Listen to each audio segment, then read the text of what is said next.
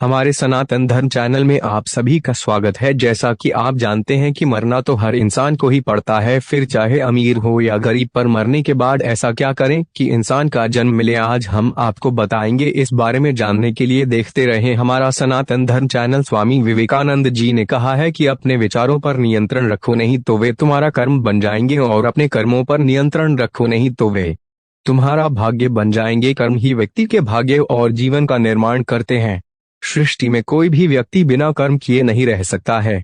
वह या तो विचारों के माध्यम से सक्रिय है अथवा क्रियाओं के माध्यम से, या फिर कारण बनकर कर्म में योगदान कर रहा है। जीव जंतु हो या मनुष्य, कोई भी अकर्मण्य नहीं है और न ही कभी रह सकता है। विद्वानों ने मुख्य रूप से 3 प्रकार के कर्म बताए हैं, जिनमें एक होता है क्रियमाण कर्म, जिसका फल इसी जीवन में तुरंत प्राप्त हो जाता है। दूसरा संचित कर्म होता है, जिसका फल बाद में मिलता है। तीसरा होता है प्रारब्ध। करोड़ों लोगों की हथेली में जरूर होती हैं। यदि विपरीत परिस्थितियों में भी लोग सुखी रहकर जीवन व्यतीत कर रहे होते हैं तो इसका श्रेय उनके संचित कर्म को जाता है। जब रावण अपने जीवन में अत्यधिक शक्तिशाली एवं सुखी था, तब यह उसके संचित कर्म का परिणाम था।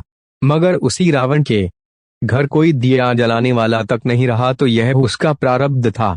स्वामी विवेकानंद जी ने कहा है कि अपने विचारों पर नियंत्रण रखो, नहीं तो वे तुम्हारा कर्म बन जाएंगे, और अपने कर्मों पर नियंत्रण रखो, नहीं तो वे तुम्हारा भाग्य बन जाएंगे। संसार में 3 प्रकार के लोग हैं।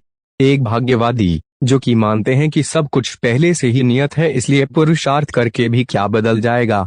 दूसरे हैं पुरुषार्थवादी, जिन्हें लगता है कि भाग्य कुछ नहीं होता, कर्म ही सब कुछ है।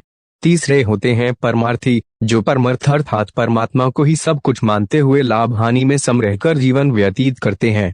मनीषियों ने तीसरी श्रेणी के लोगों को उत्तम प्रवृत्ति का बताया है। ऐसे व्यक्ति किसी भी परिस्थिति में आनंदमय अर्थात शांत भाव से जीवन यापन करते हैं। वस्तुतः कर्म ही हमारे उत्थान और पतन का कारण है। कर्म ही हमारे जीवन की दिशा और दशा तय करता है। अतः हम सबको सदैव हानि पहुंचाने वाले कर्मों से दूरी रखते हुए अच्छे कर्मों का वर्ण करना चाहिए।